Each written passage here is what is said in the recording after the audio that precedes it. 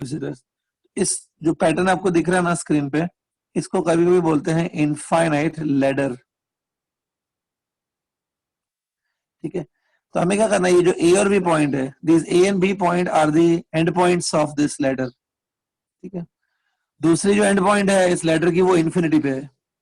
ये ए और बी के बीच में नेट रेजिस्टेंस निकालना है।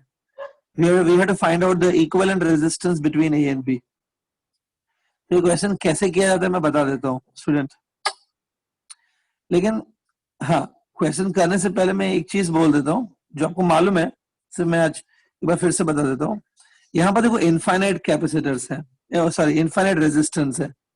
इनफाइनाइट, इन्फिनिटी एक बहुत ही स्पेशल नंबर होता है। मैथ्स में तो इन्फिनिटी को नंबर ही नहीं मानते, that infinity is a number. Physics में हम लोग लेते हैं infinity as a number. Infinity एक ऐसा स्पेशल नंबर है कि इन्फिनिटी में इफ यू ऐड वन, उससे कोई फर्क नहीं पड़ता, वो इन्फिनिटी ही रहेगा। इन्फिनिटी में से इफ यू सब्ट्रैक्ट वन, तो भी कुछ फर्क नहीं पड़ता, वो इन्फिनिटी ही रहेगा। ये समझते हैं ना, बहुत सिंपल है। जैसे जो समंदर रहता है, ओशन होता है, ओशन में इनफाइनाइट वाटर है। अब ओशन में आप एक पानी का बकेट डाल दोगे या ओशन से एक पानी का बकेट निकाल लोगे, डू यू फील मैं बोल सकता हूँ ओशन का मास चेंज हो गया? No, same. तो इन्फिनिटी प्लस वन भी इन्फिनिटी होता है, ये चीज थोड़ा ध्यान में रखना। ठीक है, हाँ अब एक बात बताओ, यहाँ पे ये क्वेश्चन मैं स्टार्ट कर रहा हूँ अभी। ठीक है, इसमें वो ना खाली दो स्टेप फॉलो करने हैं, ये दो स्टेप याद रखना। पहला स्टेप है कि ये टाइप के क्वेश्चंस में ना एक एलिमेंट होता है या एक रिपीटिंग यूनिट होता है। रिपीटिंग यूनिट जो अपने आप को रिपीट करता है, रिपीटिंग यूनिट, वो आपको आइडेंटिफाई करना पड़ता है। उसको मैं बोलूंगा आइडेंटिफाई द यूनिट सेल। देखो यहाँ पे आप देखोगे अगर ध्यान से, ये देखो जिसको मैं सर्कल कर रहा हूं उसको ध्यान से देखो, ये आपको दिख रहा है कि ये चीज यहाँ पर भी फिर से रिपीट हो रही है, फिर से वो यहाँ पे रिपीट हो रही है, और इसी चीज को रिपीट करते करते करते ये इनफाइनाइट लेटर बना हुआ है। इसमें जो ये है जो बार बार रिपीट हो रहा है, इसी को बोलेंगे यूनिट सेल। पहले वो आइडेंटिफाई करो कि कौन सा यूनिट सेल है। ठीक है, तो यहाँ पे जो यूनिट सेल है it consist of R and two R. कभी कुछ और रेजिस्टेंसेस भी हो सकती है, लेकिन रिपीटिंग यही होगा। उसके बाद नेक्स्ट स्टेप ये है, सिर्फ आपको करना क्या है, आपको इक्विवेलेंट रेजिस्टेंस निकालनी है, बराबर। सपोज वो जो इक्विवेलेंट रेजिस्टेंस है between points A and B वो एक्स है, suppose let X, X Y जो नाम देना दे सकते हो, लेकिन स्टेप टू यही है कि इसको नाम दे दो। Let X be the equivalent resistance. ठीक है, तो एक्स क्या है, एक्स इक्विवेलेंट रेजिस्टेंस है। ओके, अब करना क्या है, ध्यान से देखो। अगर एक्स जो है वो इक्विवेलेंट रेजिस्टेंस है between points A and B, इसका मतलब है ये सारी रेजिस्टेंस को रिप्लेस करके I can connect only X over here, बराबर। सिर्फ मैं एक्स लगा सकता हूँ ना ए और बी के बीच में, ये एक्स इक्विवेलेंट है, ये देखो। सो कैन आई से इनफाइनाइट रेजिस्टेंसेस जो है उनका जो टोटल है वो एक्स है। ठीक है, टोटल आंसर एक्स है। ठीक है, अब एक बात बताओ स्टूडेंट, इसमें मैं क्या करता हूँ, एक यूनिट सेल और जोड़ देता हूँ। एक यूनिट सेल, देखो मैं कैसे कर रहा हूँ। आपको यूनिट सेल याद है, रिपीटिंग यूनिट, ये देखो क्या लग रहा है, मैंने इसमें क्या एक्स में क्या जोड़ दिया, एक यूनिट सेल लगा दिया। देखो आर और टू आर, ये वाला। तब वो क्या लगता है, ये ऑलरेडी इनफाइनाइट कैपेसिटर्स थे, उनका आंसर जो था, उनका जो टोटल था वो एक्स था, उसमें एक और यूनिट सेल मैंने जोड़ दिया है। अब अगर मैं इक्विवेलेंट रेजिस्टेंस निकालूं बिटवीन ए एंड बी, तो वो एक्स ही आना चाहिए कि एक्स से कुछ अलग आना चाहिए? तो अगर क्या लगता है, अभी अभी जो नेट रेजिस्टेंस निकालूंगा between A and B, it should be X only by the logic, कि वो एक्स नहीं होना चाहिए, एक्स ही होना चाहिए, बस एक्स ही होना चाहिए। बालाजी अब करेक्ट हो, हर्षल, आकांक्षा यू आर करेक्ट। ये बोले कि एक्स जो इनफाइनाइट कैपेसिटर्स का इक्विवेलेंट जो है वो एक्स है, उसमें कुछ और जोड़ दोगे तो कुछ फर्क नहीं पड़ेगा, वो एक्स ही आना चाहिए। Again between A and B resistance must be x, remember. चलो आगे बढ़ते हैं, देखो अभी ये एक्स और आर दिख रहा है क्या, ये एक्स और आर पैरेलल में है, this X and R are in parallel. Parallel में नेट रेजिस्टेंस ऐसा होगा, R into X divide by R plus X. Parallel में ये नेट रेजिस्टेंस यही आता है, R1 into R2 divide by R1 plus R2, वो वाली। अब ये जो पैरेलल कॉम्बिनेशन है, is it in series with 2R ना? ये जो पैरेलल कॉम्बिनेशन है वो 2R के साथ तो सीरीज में है, इसलिए सीरीज में ना, तो इसलिए इसमें ऐड होगा 2R। This is a net resistance between A and B total, लेकिन वो X ही आना चाहिए, that's why this will be equal to X again. Clear? देख लो, बहुत इतना कुछ नहीं है, समझ जाओगे। ठीक है, अब हम क्या कर सकते हैं, देखो पहला तरीका तो ये है कि आप यहाँ पे 2R को सपोज उधर शिफ्ट कर दिया, तो will get Rx equal to X minus 2R, और ये जो डिनोमिनेटर है ना, इसको भी मैंने उस तरफ शिफ्ट कर दिया, R प्लस एक्स। देखो समझ में आया? अब इसको हम लोग आगे सॉल्व करेंगे, डोंट वरी, बट अभी तक कुछ नोट करना है पहले तो आप कर लो प्लीज।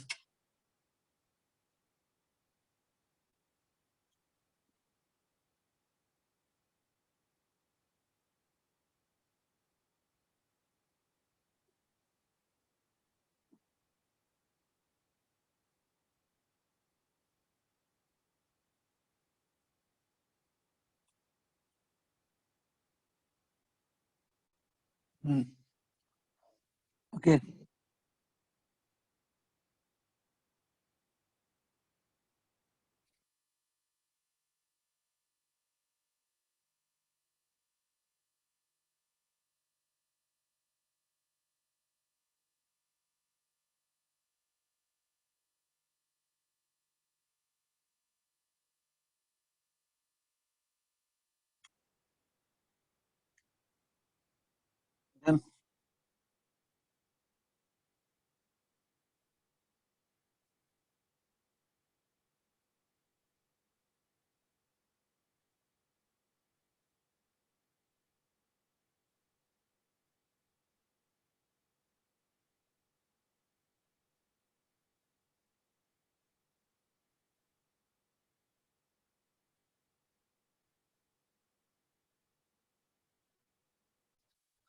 ओके। अब देखो क्या करना है स्टूडेंट्स, ये जो दोनों ब्रैकेट्स हैं ना, इनको ऑब्वियसली मल्टीप्लाई करेंगे ना, वो तो आप कर सकते हो एटलीस्ट, मल्टीप्लाई दिस ब्रैकेट्स। देखो क्या है नेक्स्ट,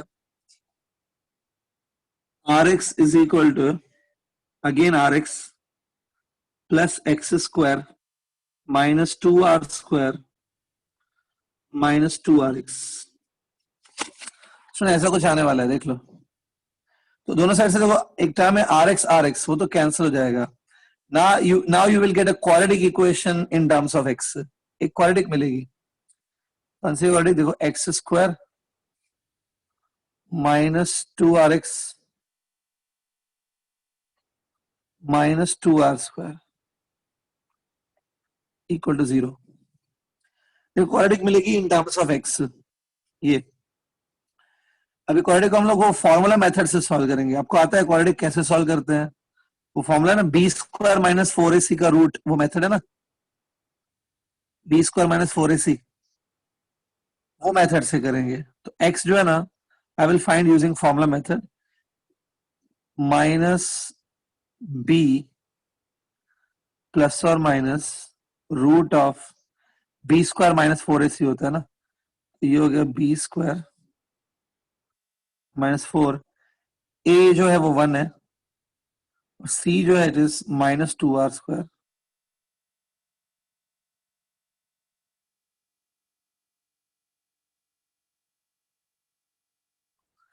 डिवाइडेड बाय 2a, 2।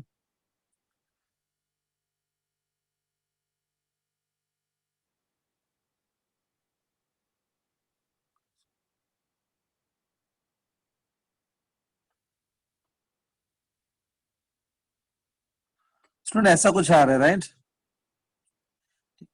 देखो अब एग्जाम में जब ये रहेगा ना, तो आपको ये r की वैल्यू गिवन होगी, या तो कुछ तो इतना सिंपल गिवन होगा कि ये इजीली सॉल्व हो जाएगी। इसमें आपको माइनस वाला रूट हटा देना है। ये जो माइनस वाला, जो क्वाड्रेटिक के दो आंसर्स आते हैं ना, दो रूट्स मिलते हैं क्वाड्रेटिक के, तो जो नेगेटिव वाला आंसर है, नेगेटिव वाला रूट है, उसको हम लोग कंसिडर नहीं करेंगे, क्योंकि रेजिस्टेंस नेगेटिव नहीं हो सकती है, resistance is not at all negative. तो खाली इसमें पॉजिटिव लेके आप आगे बढ़ना, उससे एक्स मिल जाएगा। सो आई होप ये डाउट क्लियर है। अमन समझ में आया क्या? क्लियर है पूरा? Yes, sir. ठीक, so here we stop this one infinite ladder वाला।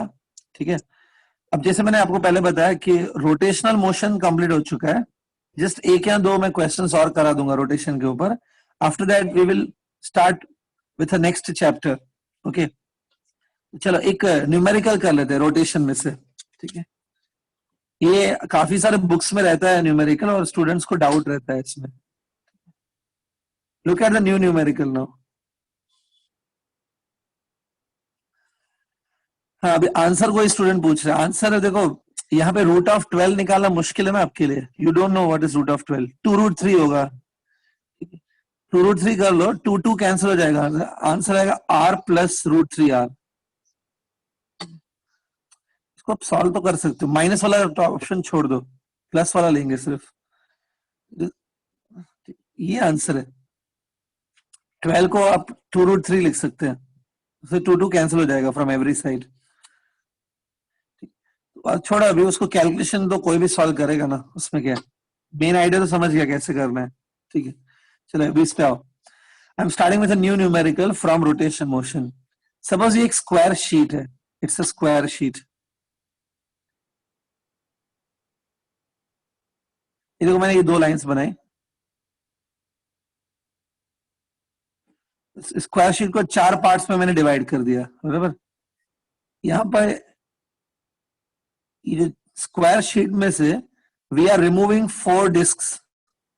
ये 4 डिस्क हैं जिसको हमने रिमूव किया है फ्रॉम द स्क्वायर शीट। चारों डिस्क को रिमूव किया है फ्रॉम द स्क्वायर शीट। ये स्क्वायर का जो सेंटर है ना, यहाँ पे सेंटर O है। ये चारों डिस्क को जो रिमूव किया है, चारों डिस्क का रेडियस सेम है, which is let's say small r। Small r is the radius of all the 4 disc. तो आप समझ सकते हो ये जो डिस्टेंस होगा, it's a side of the square, it will be 4r ना। ये 4r है, और r is the radius of the removed disc. ठीक है, तो क्वेश्चन ये, from the square sheet we have removed 4 identical discs. ठीक है, मास ऑफ द स्क्वायर, ये स्क्वायर जो ना, इसका mass before you remove the disc, इसका इनिशियल मास m था। Initial mass of this square is m। Remove करने से पहले इसका जो मास था वो m था, इसका जो रेडियस है वो 4r है स्क्वायर का। अब फाइंड क्या करना है, we want to find mi of the moment of inertia of this remaining square. Disc को निकालने के बाद जो बचेगा square, remaining portion about O point, axis O से जाएगी, और axis will be perpendicular on this square passing through O। Question समझा? कॉम्प्लिकेटेड लगता है खाली, जैसे 4 डिस्क निकाल दी, थोड़ा कॉम्प्लिकेटेड लगता है ये, बट इजी है, इतना कुछ नहीं है। आई सजेस्ट पहले आप ये क्वेश्चन चाहिए तो नोट कर लो, डायग्राम बना लो पहले।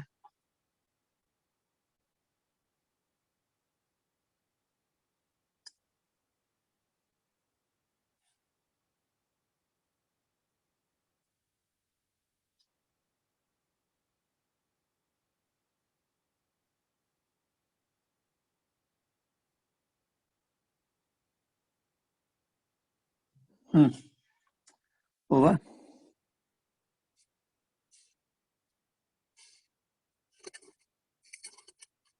क्लियर?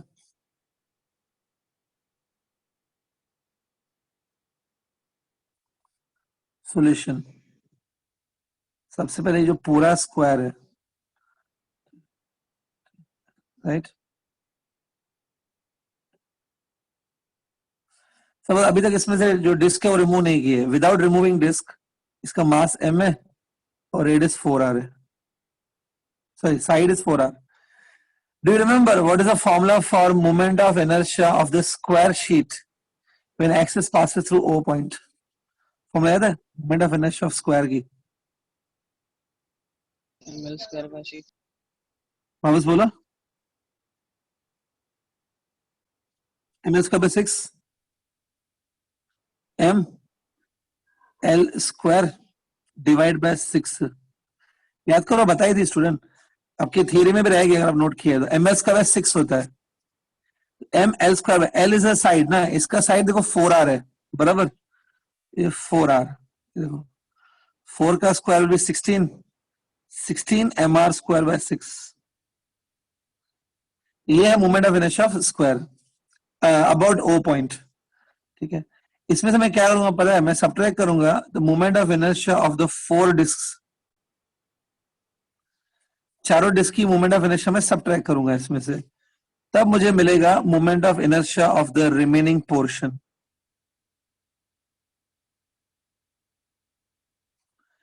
बराबर ना, ठीक है। अब डिस्क का जो मोमेंट ऑफ इनर्शिया है, चारों डिस्क का मुझे फाइंड करना होगा। देखो ये चारों डिस्क ऐसे हैं, क्योंकि ये डिस्क आपने रिमूव कर दी, इनका मोमेंट ऑफ इनर्शिया भी रिमूव हो जाएगा from the total moment of inertia, ठीक है। ये देखो इसमें से एक बात बताओ, सपोज मैं ये डिस्टेंस की बात करूं, ये सपोज पी ले लेते हैं, ये डिस्टेंस, ये जो ओपी डिस्टेंस दिख रहा है, OP, OP is a distance from centre of the disc to the centre of the square, दोनों के सेंटर के बीच में डिस्क है, डिस्टेंस है। ये बता एक पार्टिकुलर डिस्क के लिए, अगर पार्टिकुलर डिस्क है, for this particular disc P is the centre of mass ना, और जो O है, O is the ordinary point for the disc and P is the centre of mass for the disc, बराबर, ये याद रखना। अब देखो सबसे पहले मैं क्या करूंगा अभी, now I want to find moment of inertia of this 4 disc. कैसे करेंगे, सबसे पहले we will find mass of the disc, disc का मास मालूम होना चाहिए, स्क्वायर का जो मास था वो m था। Any idea from your side कैसे ये डिस्क का मास फाइंड करेंगे, कुछ आइडिया है आपको? माइक ऑन करके बता सकते हो। नहीं मालूम है? सर वो mass upon area. Mass upon area, अच्छा ठीक है। आकांक्षा जोजी you are saying m/4, Akanksha बोल रही है कि जो डिस्क का मास है ना वो 1/4 ऑफ द स्क्वायर होगा। नहीं आकांक्षा, वो रॉन्ग है, मतलब ऐसा नहीं है कि ये चारों डिस्क निकालने पे आपका स्क्वायर खत्म हो जाएगा क्या, नहीं, यहाँ पे मास बचेगा ना, ये क्या, ये मास जो इसको मैं कलर कर रहा हूँ, mass of the disc is not m/4 because चारों डिस्क के बाद भी देखो मास है यहाँ पे इतना। कैसे करेंगे, सौरभ ने बराबर बताया, what you do, listen, suppose this is mass of this square, ये मास ऑफ स्क्वायर है, what is the side of the square, side है 4r, तो देखो साइड स्क्वायर, साइड स्क्वायर मतलब ये एरिया हो गया, ये मैंने क्या लिखा है पता है, mass of the square divide by area of the square, mass पर एरिया है ये भी एक टाइप की डेंसिटी होता है, areal density, mass by area.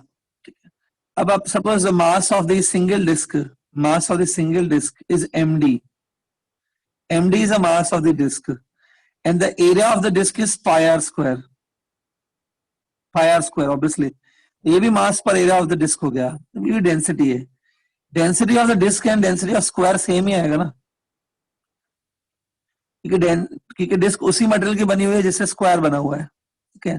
देखो दोनों साइड से आर स्क्वायर कट होगा, from this you can get mass of the disc, mass of the disk will be capital M by 16 into pi, small r square cut हो जाएगा दोनों side से, ये है mass of the disk, pi by 16 times m, ठीक है, clear. एक बात बता, अगर पाई की वैल्यू 4 होती, पाई की वैल्यू 4 नहीं होती है, 3.14 होती है, पाई इज नियरली 3, लेकिन बाय चांस अगर 4 होता पाई की वैल्यू, तो देखो 4 डिवाइड बाय 16 हो जाता, कितना m/4 आता, तब आकांक्षा आपका राइट होता, लेकिन वो नहीं है, इट इज नॉट m/4, ठीक है, this is a mass of the disc, ठीक है। So no need to say sorry Akanksha, I am not, मैं कुछ वो नहीं बोला, जस्ट वी आर, हाँ don't need to say sorry, ठीक है। हाँ तो ये अगर आप स्टूडेंट आपको चाहिए तो नोट कर लेना। इसके बाद हम लोग नेक्स्ट है ना ओपी फाइंड करेंगे, ओपी, ओ से लेके पी तक का डिस्टेंस। एक बात बताओ, यहाँ पे देखो ओपी दिख रहा है क्या, दोनों के सेंटर्स के बीच का डिस्टेंस है। एनी आइडिया, ये जो ओपी है वो डायगोनल है और हाफ ऑफ डायगोनल और it is a 1/4 of diagonal, कितना है ये ओपी? फिर सोचो, is it half of the diagonal और ये 1/4 ऑफ द डायगोनल है? 1/4. डायगोनल का 1/4 है, बराबर। ये देखो मैं क्या लिख रहा हूँ, OP is 1/4 of diagonal of a square. अब आपको मालूम है डायगोनल ऑफ अ स्क्वायर कितना होता है? डायगोनल √2 इंटू साइड होता है। Diagonal diagonal is √2 into side. अब साइड कितना है? साइड इतना है 4r, ये हो गया √2 इंटू साइड। तो 4 कैंसिल, √2r ओपी। तो जो मुझे निकालना था वो मैंने निकाल चुका हूं। देखो एमडी मास ऑफ डिस्क है और ओपी निकाल, ये दोनों पहले आप नोट कर लो प्लीज।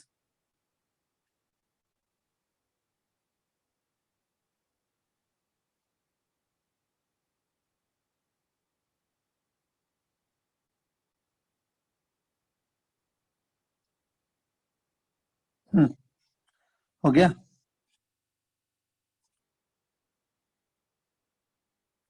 ठीक है, अब यहां पे आ जाओ। We want to find out moment of inertia of all the 4 discs about O point. For axis passing through O, उसके लिए हमें चारों डिस्क का मोमेंट ऑफ इनर्शिया निकालना है, चारों का। देखो कैसे करता हूं। डिस्क का जो मोमेंट ऑफ इनर्शिया होता है आपको मालूम है, वो ये होता है M D, the mass of disc, md²/2। ये फॉर्मूला है ना moment of inertia of disc की, mr²/2 ही लिखा है अल्टीमेटली मैंने, mr²/2। It's a moment of inertia of disc. ये लेकिन ये जो मोमेंट ऑफ इनर्शिया है, it is about the axis passing through P. Disc की moment of inertia for the axis passing through P वो ये है, ठीक है।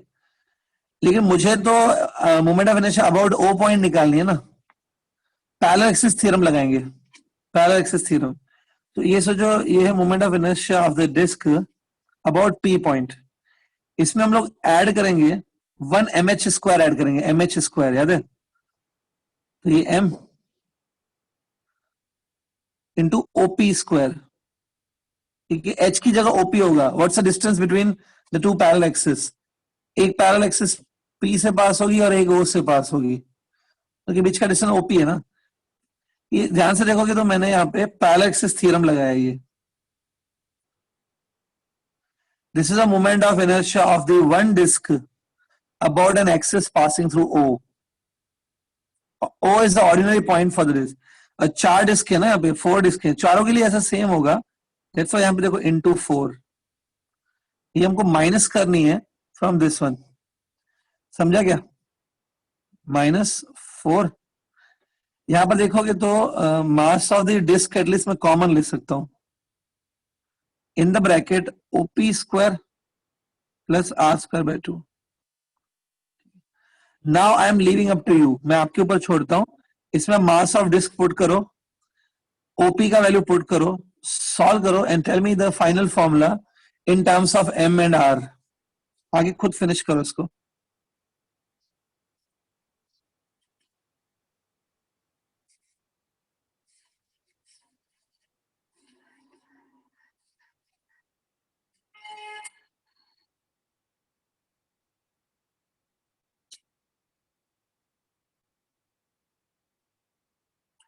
कुछ सिंपल टर्म नहीं आएगा, थोड़ा कॉम्प्लिकेटेड टर्म आएगा, बड़ा टर्म आएगा, बट आ जाएगा कुछ ना कुछ।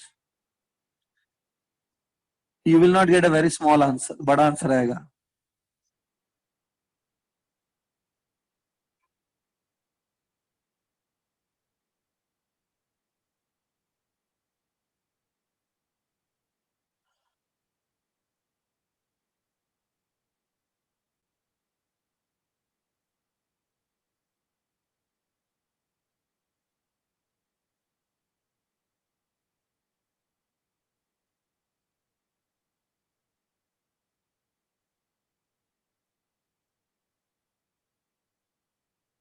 किसी को अगर आंसर आ रहा है तो माइक ऑन करके बताओ।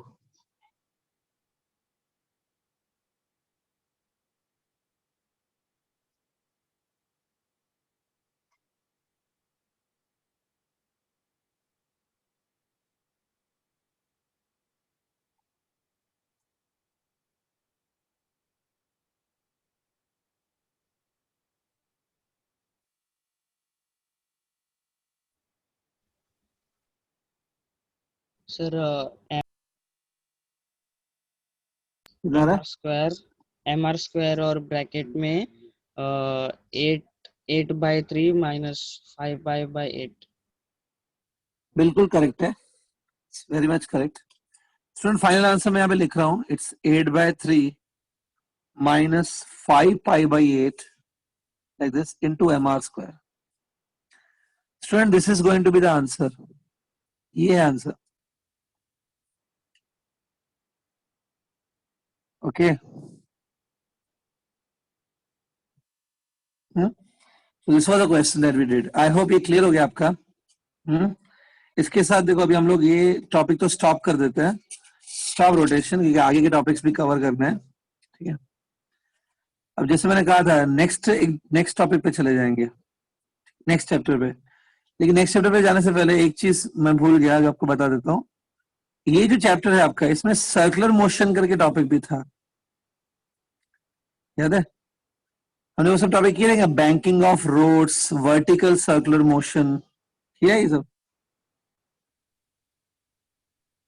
सुना है कभी बैंकिंग ऑफ रोड्स? गाड़ी रोड पे टर्न ले रही है, बैंक रोड, अनबैंक रोड, वो भी इसी चैप्टर में आता है स्टूडेंट। तो आज को जो रिमेनिंग टाइम है ना, उसमें मैं सर्कुलर मोशन की जो पॉइंट्स है वो डिस्कस कर लूंगा।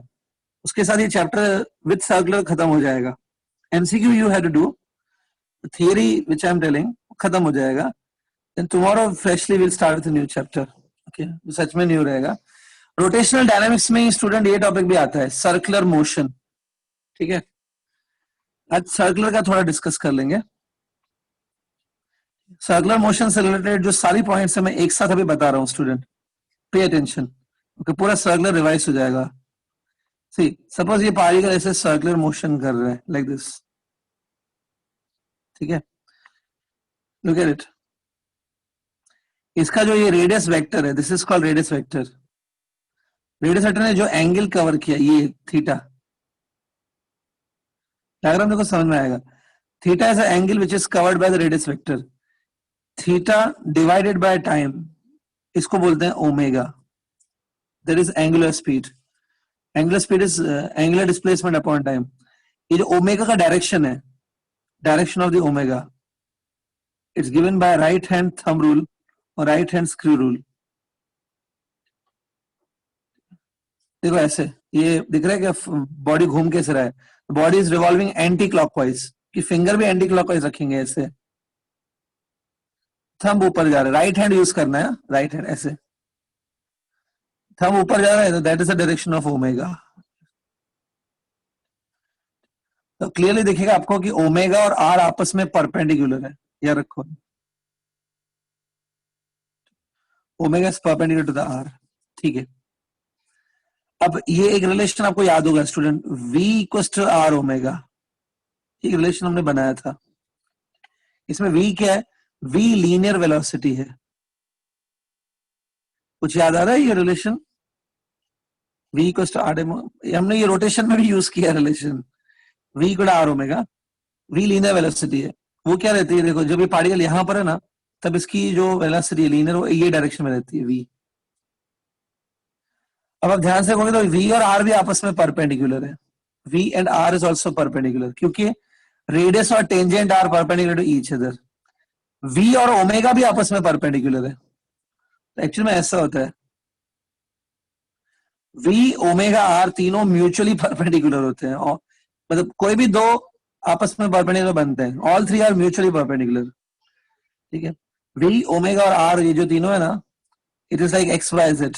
ठीक है, अब देखो यहाँ पे मैंने आपको ये फॉर्मूला तो बताई है, V equal omega R।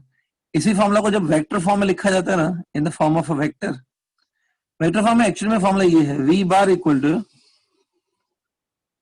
Omega cross with R bar. ये फॉर्मूला का डेरिवेशन हमने नहीं करा है, कि टेक्स्ट बुक में यूजुअली नहीं रहता है इसका डेरिवेशन।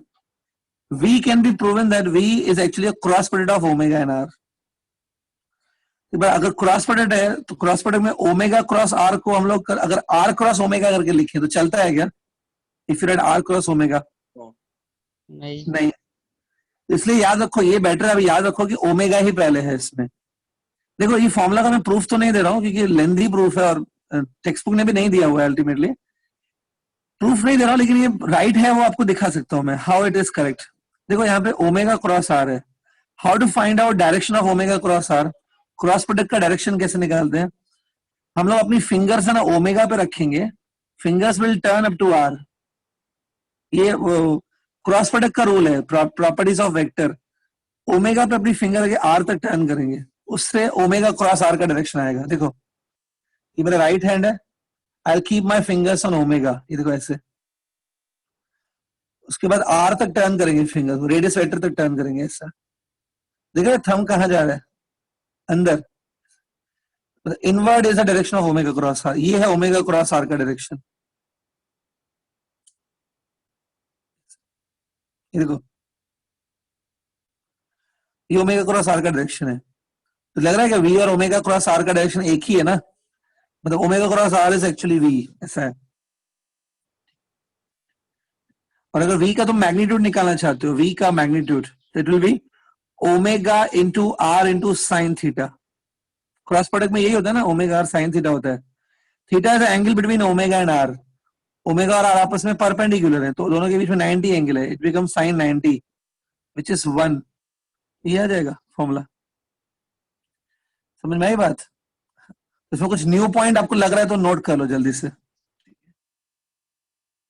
ये बेसिक्स है सर्कुलर मोशन का, नोट इट डाउन।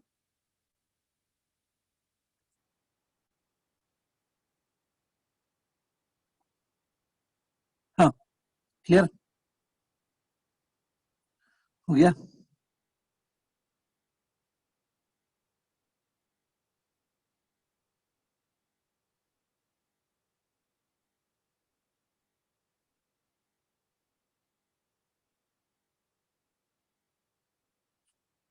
ओके आगे बढ़ते हैं स्टूडेंट। हाँ सर्कुलर मोशन के थोड़ा और बेसिक्स डिस्कस कर लेते हैं। देखो अब आपको याद होगा सर्कुलर मोशन दो टाइप का होता है, एक यूसीएम और एक नॉन यूसीएम। दोनों में थोड़ा डिफरेंस है ना आपको, मतलब प्रॉपर्टीज में क्या डिफरेंस है वो याद होना चाहिए, किसमें क्या होता है। देखो यूसीएम मतलब यूनिफॉर्म सर्कुलर मोशन, इसमें जो ओमेगा है ना बेसिकली वो कांस्टेंट रहती है। नॉन यूनिफॉर्म मोशन में ओमेगा आल्सो चेंजेस। ओमेगा मतलब एंगुलर वेलोसिटी, अगर एंगुलर वेलोसिटी चेंज हो रही है तो वो नॉन यूसीएम है, और कांस्टेंट तो यूसीएम है। अब देखो ओमेगा का तो आप समझ गए कि ओमेगा यहाँ पे कांस्टेंट है, यहाँ पे चेंजिंग है। मैग्नीट्यूड में ये बात चल रही है, मैग्नीट्यूड की बात है ये, ठीक है। डायरेक्शन की बात अगर करूं तो देखो आपको मालूम है डायरेक्शन ऑफ ओमेगा ये होता है, भले वो यूसीएम हो या नॉन यूसीएम हो, दोनों में डायरेक्शन ऑफ ओमेगा एक फिक्स रहता है जो भी है। अगर नॉन यूसीएम भी है सपोज, तो नॉन यूसीएम में बॉडी घूम रही है एंटी क्लॉकवाइज, तो एंटी क्लॉकवाइज ही घूमती रहेगी ना, ऐसे थोड़ी है एंटी क्लॉकवाइज फिर क्लॉकवाइज फिर एंटी क्लॉकवाइज, एक ही डायरेक्शन में घूमती रहेगी, तो ओमेगा अपवर्ड डायरेक्शन में ही रहेगा। तो डायरेक्शन की बात नहीं है ये, मैं मैग्नीट्यूड लिख रहा हूँ। ओमेगा का मैग्नीट्यूड कांस्टेंट है, इधर मैग्नीट्यूड कीप्स ऑन चेंजिंग, ठीक है। ये मैग्नीट्यूड की बात चल रही है, डायरेक्शन फिक्स होता है। आगे बढ़ते हैं, अब वी पे आते हैं। वी वी को आर ओमेगा, ये मैग्नीट्यूड ऑफ द वी है, ठीक है। ओमेगा कांस्टेंट है इन मैग्नीट्यूड, रेडियस भी कांस्टेंट होता है इन मैग्नीट्यूड, तो वी का भी मैग्नीट्यूड कांस्टेंट आएगा ना। लेकिन याद करो मैंने आपको बताया था कि यूनिफॉर्म सर्कुलर मोशन है ना, इसमें direction of the velocity change होता रहता है। Remember direction of the V keeps on changing. क्यों चेंज होता है मालूम है? Uniform circular motion is a circular motion ना, सर्कुलर मोशन में बॉडी ऐसे घूमेगी ना, देखो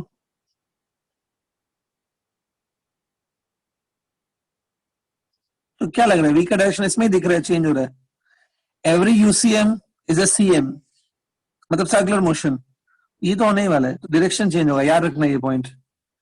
नॉन यूसीएम की बात करें तो पहले मैग्नीट्यूड की बात कर लेते हैं। नॉन यूसीएम में भी मैग्नीट्यूड ऑफ द वी की, magnitude of the V is given by R into omega. अब क्योंकि यहाँ पे ओमेगा ही चेंजिंग है, देखो ना ये ओमेगा इज चेंजिंग, तो क्या लगता है वी का मैग्नीट्यूड भी चेंज होगा क्या? यस, वी का जो मैग्नीट्यूड है वो भी चेंज होता है। और non UCM is also CM, non UCM भी तो सीएम ही है ना, मतलब सर्कुलर मोशन ही है ना, सर्कुलर मोशन में तो ये तो होता ही रहेगा, बॉडी का डायरेक्शन लगातार चेंज होता रहेगा ऐसे। इसमें नॉन यूसी में क्या होता है, v का मैग्नीट्यूड भी चेंज होता है और v का डायरेक्शन भी चेंज होता है।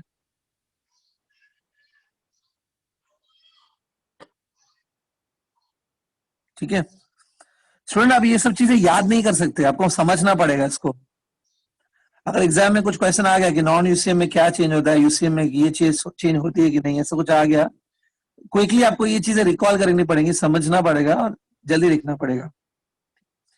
सो नॉन यूसीएम में अगर ध्यान से देखोगे, नॉन यूसीएम में तो हर चीज चेंज हो रही है। Omega is changing in magnitude, V is changing in magnitude, direction of V is also changing. UCM में कुछ चीजें कांस्टेंट है, ओमेगा और वी का मैग्नीट्यूड कांस्टेंट है, सिर्फ वी का डायरेक्शन चेंज हो रहा है। Very clear? ठीक है, चलिए मैं इसमें आगे बढ़ता हूं स्टूडेंट। अब एक बात बताओ, कुछ ना कुछ तो चेंज दोनों में हो रहा है। यहाँ पर v का डायरेक्शन चेंज हो रहा है, यहाँ पे डायरेक्शन और मैग्नीट्यूड दोनों चेंज हो रहा है। आपको एक चीज मालूम है, वेलोसिटी को अगर चेंज करना है ना, तो उसके लिए फोर्स की रिक्वायरमेंट होती है। We need some external unbalanced force acting on this body so that velocity of the body can change. Force की नीड होती है।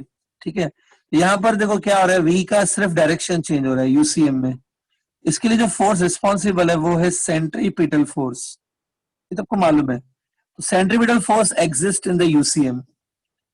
यहां पर देखो नॉन यूसीएम में, यहां पर भी डायरेक्शन चेंज हो रहा है वेलोसिटी का। तो डायरेक्शन चेंज करने के लिए जो फोर्स रिस्पॉन्सिबल है, it is again centripetal force.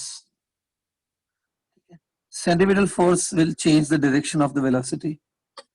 ठीक है, लेकिन साथ साथ में एक बात बताओ, यहां पर वेलोसिटी का डायरेक्शन तो चेंज हो रहा है, that is centripetal force exist to change the direction. यहां पे वेलोसिटी का मैग्नीट्यूड भी चेंज हो रहा है। तो मैग्नीट्यूड चेंज करने के लिए मैं आपको समझाऊंगा, लेकिन जो फोर्स रिस्पॉन्सिबल है फॉर चेंजिंग मैग्नीट्यूड वो होता है टेंजेंशियल फोर्स।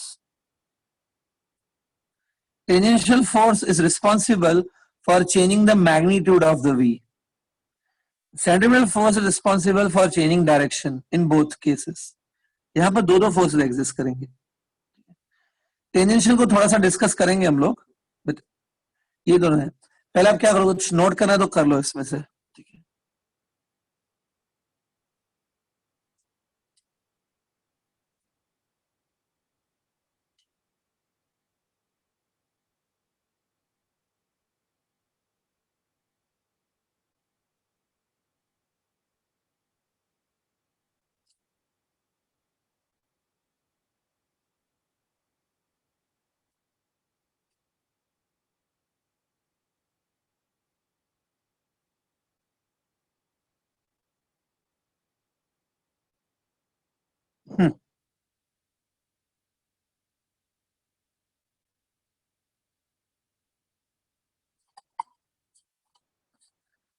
स्टूडेंट मैं पेजेस टर्न कर रहा हूं, अगर फिर भी लेकिन किसी का पीछे वाला पेज बाकी हो तो आप बोला करो, नो प्रॉब्लम, मैं वापस दिखा दूंगा। I am changing by assuming कि सबका हो गया है, अगर नहीं हुआ है तो बोल सकते हो। ठीक है, हाँ आगे बढ़ते हैं। एक टेंजेंशियल फोर्स मैंने बोला आपके, टेंजेंशियल फोर्स नॉन यूसीएम में, वो थोड़ा मैं समझा देता हूँ। नॉन यूसीएम देखो, सपोज ये एक सर्कुलर मोशन चल रहा है, इसमें पार्टिकल यहां पर है, तो इसका जो ये है ना, this is the direction of the velocity. ये इंस्टेंटेनियस वेलोसिटी है, मतलब जब बॉडी टॉप पॉइंट के ऊपर है उसकी वेलोसिटी ये डायरेक्शन में है। ठीक है, अब सपोज एग्जांपल लेते हैं कि जो वेलोसिटी है ना, लेट्स टेक एग्जांपल कि 5 मीटर पर सेकंड है, मतलब ये मैग्नीट्यूड है इसका, एग्जैक्टली इस पॉइंट पे वो उसकी जो वेलोसिटी है वो 5 है। अब अगर क्या होगा कि ये जो वेलोसिटी है, it's a tangent, this is a tangential velocity. अब अगर मैं फोर्स ऐसा लगा दूं, देखो, सो ये देखो, ये जो फोर्स है ना, it is a force which is in the same direction as of the velocity ना, तो ये सेम डायरेक्शन में, यही फोर्स जो है ना वो मैग्नीट्यूड को बढ़ा सकता है। This force can increase the magnitude. तो क्योंकि ये वेलोसिटी जो है वो टेंजेंट है, it's a tangent on the circle, force भी टेंजेंट हो गया। यही फोर्स है ना जो इसको पीछे से लग रहा है, ये वेलोसिटी को बढ़ा सकता है। ठीक है, एक बात बताओ स्टूडेंट, अगर मैं फोर्स ऐसा लगाऊं, देखो ऐसा, इज इट ये फोर्स है suppose, is it a force which is exactly against the velocity? तो इससे क्या लग रहा है, ये फोर्स लगा तो इससे वेलोसिटी बढ़ेगी तो नहीं, आई थिंक कम होने लगेगी क्या? लेकिन कम। फोर्स भी देखो, ये फोर्स देखो जो दूसरा मैंने बनाया वो भी टेंजेंशियली है ना, it is tangentially opposite to the velocity. ये दोनों फोर्सेस टेंजेंशियल है। टेंजेंशियल फोर्स से वेलोसिटी बढ़ भी सकती है, टेंजेंशियल फोर्स से कम भी हो सकती है। अगर फोर्स वेलोसिटी के सपोर्ट में है तो वेलोसिटी बढ़ेगी, अगर फोर्स वेलोसिटी के अगेंस्ट है तो बेचारी वेलोसिटी कम हो जाएगी। तो टेंजेंशियल फोर्स नेसेसरी है। अगर आप ऐसा फोर्स लगाओगे, ध्यान से देखो, ये फोर्स देखो वेलोसिटी के ऊपर परपेंडिकुलर है, आपको मालूम है ये सेंट्रीपिटल फोर्स है actually, it is acting towards the centre, ठीक है, ये तो सेंट्रीपिटल फोर्स है। सो ये फोर्स जो है which is perpendicular on the velocity, ये फोर्स टेंजेंशियल नहीं है, परपेंडिकुलर टू द वेलोसिटी है, सेंट्रीपिटल, ये डायरेक्शन चेंज करता है, ठीक है। That's why this both forces exist, ठीक है। अब होता क्या है कि अगर फोर्सेस दो लग रहा है ना तो एक्सेलरेशन भी दो होती है। क्या होता है ये देखो, टेंजेंशियल फोर्स के डायरेक्शन में एक होती है tangential acceleration, you can say like this, tangential force की वजह से टेंजेंशियल एक्सेलरेशन प्रोड्यूस होती है, और सेंट्रीपिटल फोर्स की वजह से सेंट्रीपिटल एक्सेलरेशन एग्जिस्ट होती है,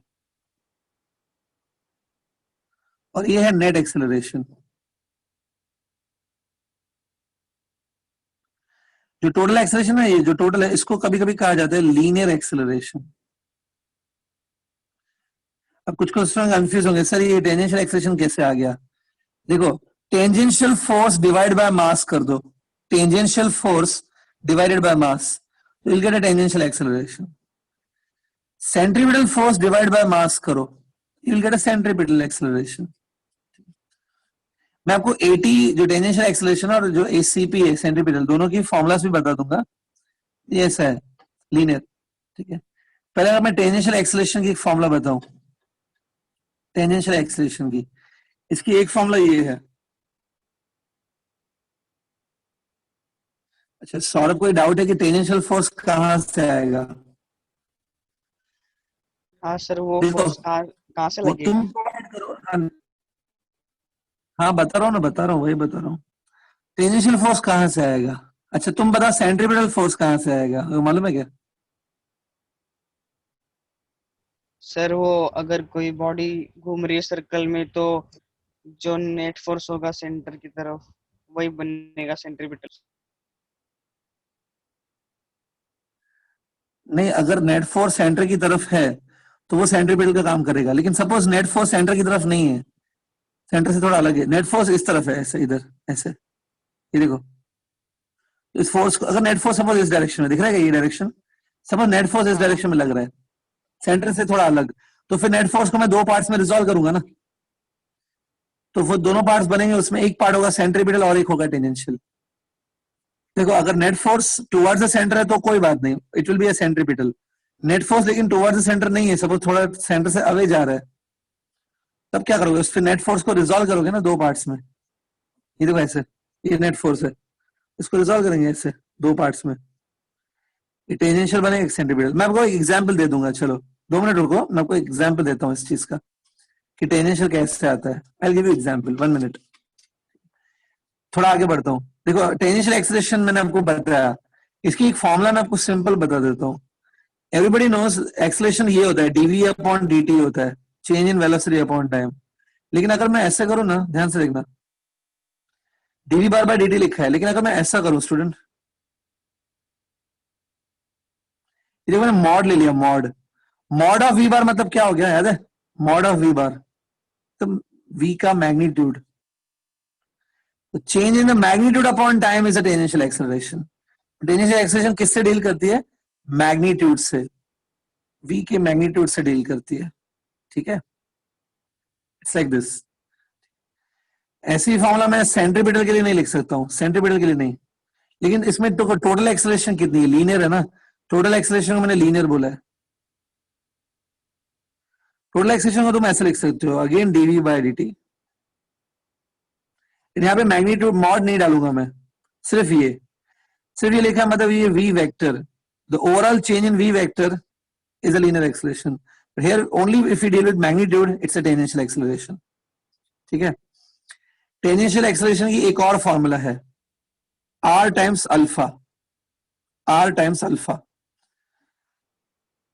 ये मैं आपको डिस्कस करूंगा, but it is r times alpha. Alpha is angular acceleration.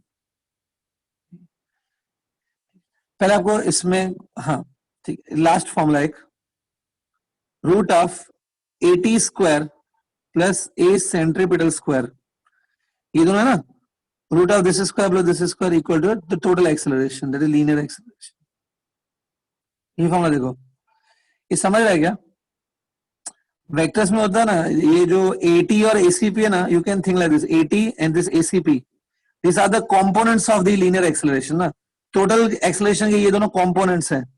Root of one component square plus other component square will give you the total acceleration. या यहाँ पे आप पैथागोरस लगा दो इस डायग्राम में, यू अप्लाई पैथागोरस, तो ये बन जाएगी फॉर्मूला। इसमें कुछ नोट करना है तो पहले नोट कर लो student.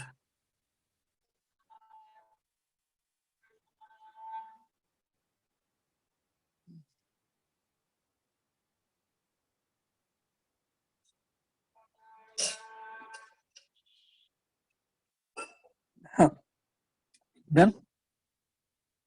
Yes sir. Tangential magnitude of the V को चेंज करती है, सेंट्रीपिटल सिर्फ डायरेक्शन को चेंज करती है। कंप्लीटेड। हाँ, अब देखो सौरभ को डाउट है कि ये टेंजेंशियल फोर्स आएगा कहां से। मैं कोई एग्जांपल दे देता हूं आपको। ये याद है वर्टिकल सर्कुलर मोशन, याद है वर्टिकल सर्कुलर मोशन? सो जो वर्टिकल सर्कुलर मोशन चल रहा है, the particle is performing vertical circular motion in this direction. देखो ऐसे, तो वर्टिकल सर्कुलर मोशन में अब एग्जांपल ले सकते हो, एक स्टोन है, स्टोन को मैंने थ्रेड से टाई किया और स्टोन को वर्टिकल सर्किल में घुमाया, तो देखो ये स्टोन है,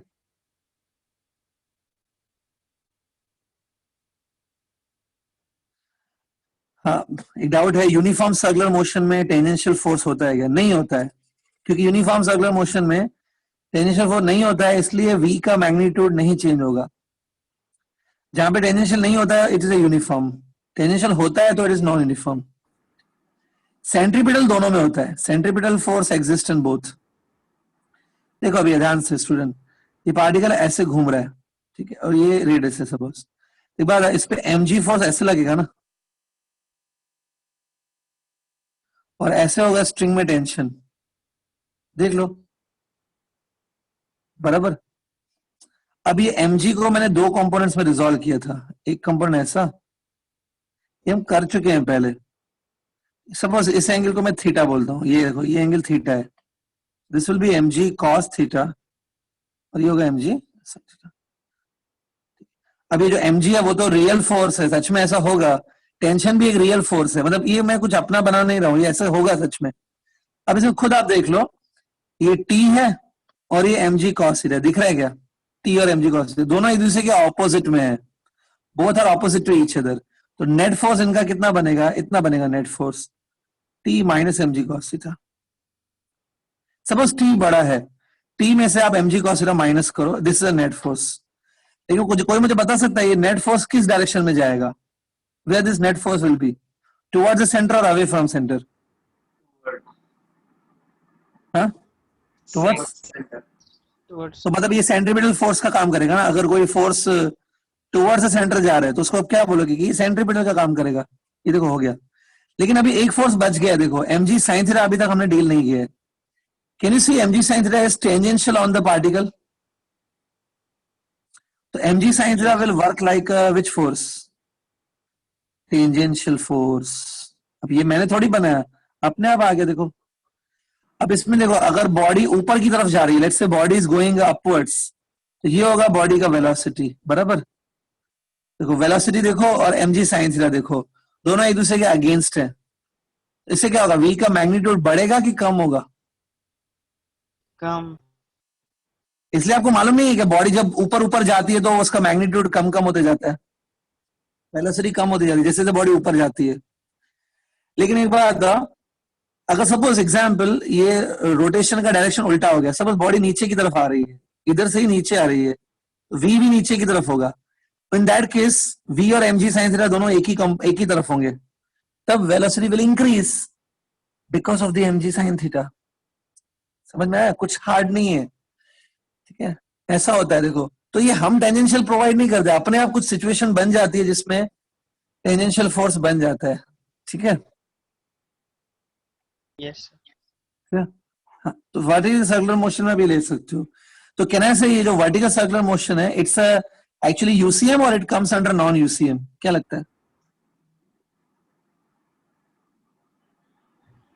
वर्टिकल नॉन यूसीएम है। Non UCM. क्योंकि इसमें टेंजेंशियल फोर्स है, ठीक है। अगर आप समझोगे नहीं ना तो आपको मगअप भी करना पड़ेगा, समझेंगे तो कुछ परेशानी नहीं है, छोड़ के निकलो आगे, आपको 2-3 महीने बाद भी आराम से याद आ जाएगा अगर आपको समझा हुआ है तो। Please focus on just understanding, ठीक है। अब समझने में जो चीजें कंफ्यूजन है आप पूछ सकते हो, ठीक है। So I hope this circular motion की कॉन्सेप्ट क्लियर है, ठीक है। लास्ट बस छोटा सा एक टॉपिक है, बैंकिंग ऑफ रोड्स में थोड़ा बता देता हूँ, इसमें क्या क्या पॉइंट्स याद करनी है। ये याद है student topic banking of roads? इसमें देखो, इसमें टोटल 3 टाइप के रोड्स मिल सकते हैं, 3 टाइप के।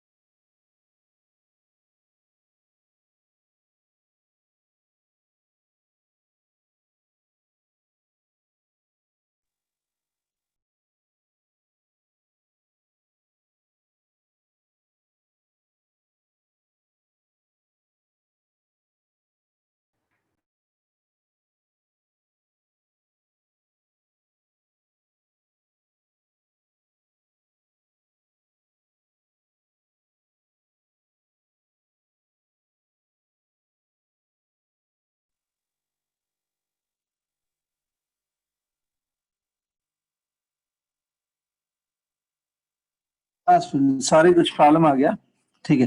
So here I was saying friction ऐसे एक्ट होता है, क्लियर है ना स्टूडेंट? स्क्रीन और वॉइस दोनों क्लियर है, ठीक है। Yes yes. हाँ, इसमें ऐसा था, फ्रिक्शन जो है ना वो ऐसा एक्ट होता है that friction works as a centripetal force, पहली बात। बस ये भी आप याद रखोगे ना तो चलेगा इसमें। बाकी ये है कि ये mg ऐसा होता है, mg is balanced by the normal reaction. अब देखो मैंने लिखा है friction works as a centripetal force. अब अगर ये गाड़ी जो है ना अगर v वेलोसिटी से चल रही है, if the car is running with a velocity v, इसको जो सेंट्रीपिटल फोर्स चाहिए वो ये होगा। अगर तुम v वेलोसिटी से चल रहे हो सर्कुलर पाथ में तो इसके लिए सेंट्रीपिटल फोर्स इतना नीडेड है, और फ्रिक्शन जो अवेलेबल होता है ना वो इतना होता है, mu S N. It's a maximum available friction, mu S times N. आपकी सेफ्टी के लिए, if you want to take a safe turn, safety के लिए जो फ्रिक्शन अवेलेबल है, mu S N maximum available, वो ज्यादा होना चाहिए mv स्क्वायर बाय आर से। आप ऐसे सोचो कि जो mv स्क्वायर बाय आर है ना वो आपकी डिमांड है, this is centripetal force needed, और म्यू एस एन आपकी सप्लाई है। सप्लाई हमेशा थोड़ी सी ज्यादा होनी चाहिए डिमांड से, तो चीजें सेफ रहती हैं, ठीक है। इसको अगर आप थोड़ा सॉल्व करोगे ना तो you'll get a v max from this, maximum velocity that you can have is mu s rg, याद है ये formula? mu s times rg, mu s is a coefficient of static friction between tires and the road। ये formula है for the maximum safe speed on this road when it is unbanked। r जो है ना it's a radius of this circular track, mu s जो है it's a coefficient of friction, ठीक है। ये फॉर्मूला है, देख लो, कुछ खास नहीं, आपको पता होगा ऑलरेडी, ठीक है। Banking is very small and easy topic. अब देखो सपोज रोड को ऐसे बैंक करके बनाया, ऐसे, ये देखो, इसमें याद रखो सेंटर इधर होगा somewhere, centre of the circle will be this way. ये ट्रैक जो है ना सर्कुलर है, सर्कुलर ट्रैक का सेंटर इधर होगा, तो सेंटर के नियर जो ये वाला एंड है ये नीचे होता है, और सेंटर से जो दूर है ये वाला एंड ये ऊपर होता है, दिस इज थीटा। ये दिख रहा है क्या? ये इसको बोलते हैं width of the road, width, और इसको बोलते हैं हाइट ऑफ द रोड या एलिवेशन, और इसको मैं बोल सकता हूं लेंथ ऑफ द रोड। अलग अलग नाम है, यही नेम वो यूज करते हैं एमसीक्यूज में। विथ, एलिवेशन, एलिवेशन मतलब हाइट और लेंथ। तो विथ को मैं W से रिप्रेजेंट करता हूं, एलिवेशन मतलब हाइट ही हो गया ना, इसको H लिखूंगा, it's a height of the bank road, और ये लेंथ को मैं L लिखूंगा। ठीक है, थोड़ा ध्यान में रखो। अब ऐसे रोड पे अगर व्हीकल चल रहा है, in this kind of road vehicle is running, ठीक है, तो फॉर्मुलाज क्या है हम लोग डिस्कस करेंगे, लेकिन यहां पे एक बात बताओ, if I apply the formula for tan theta, tan theta काम आता है आगे, tan theta will be H by W। तो कभी कभी क्या होता है ऐसे क्वेश्चंस में H और W गिवन होता है, उसको यूज करके you have to calculate the tan theta like this, और फिर वो टेन थीटा आगे कहीं यूज होता है। ठीक है, अब चलो इस रोड की बात कर लेते हैं, let's talk about these roads. ये देखो,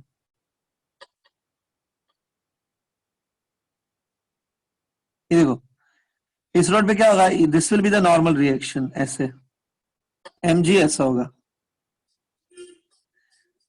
ये n है ना, n is a normal reaction. अगर आप n को रिजॉल्व करोगे दो कंपोनेंट्स में ऐसे, तो ये है, आप कर सकते हो बाद में, this will be n cos theta and this will be n sin theta. इसमें जो कंपोनेंट है which works as a centripetal force, जो इस कार को सेंटर की तरफ खींच रहा है, वो n sin थीटा है। ठीक है, यहाँ पे ना सपोज n sin थीटा, यहाँ पे देखो लिख रहा हूं मैं, n sin theta works as a centripetal force.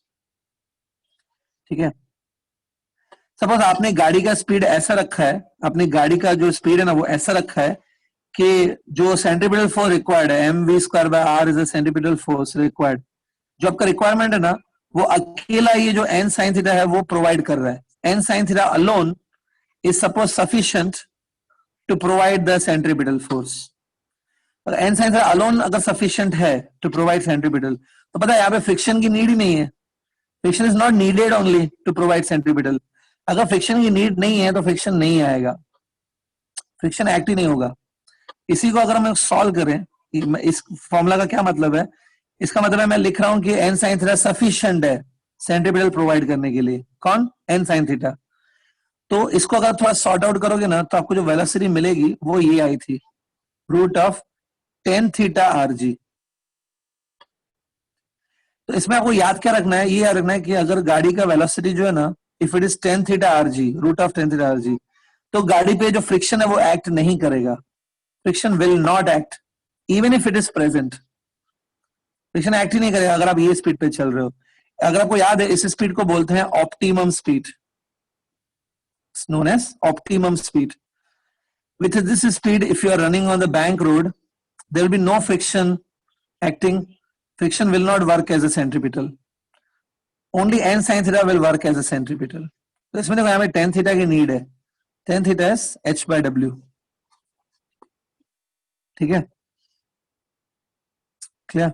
इसमें कुछ नोट करना तो कर लो पहले।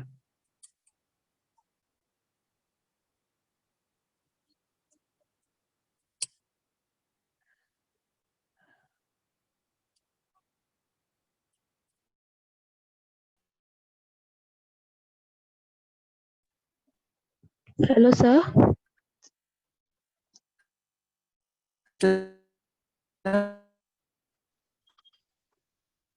Sir, can you show the previous page? हम बोलिए। Sir, can you show the previous page?